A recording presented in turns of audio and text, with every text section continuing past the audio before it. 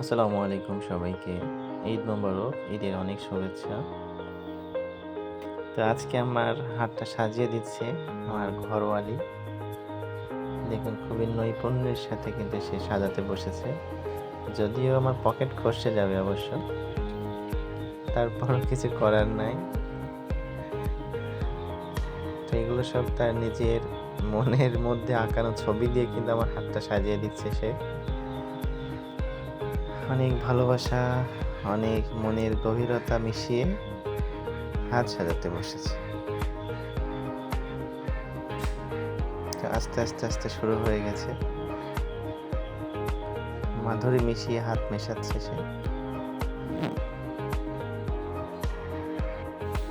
সব মিলে ভালোই একটা ডিজাইন করেছে অবশ্য। এসব কাজ করতে দিলে তার কোনো না নেই মুখে।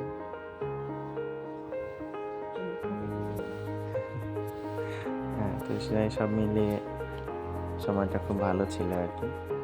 আল্লাহ পাকের অশেষ রহমতে আমরা খুব ভালো একটা ঈদ কাটিয়েছি আপনাদের দোয়াতে।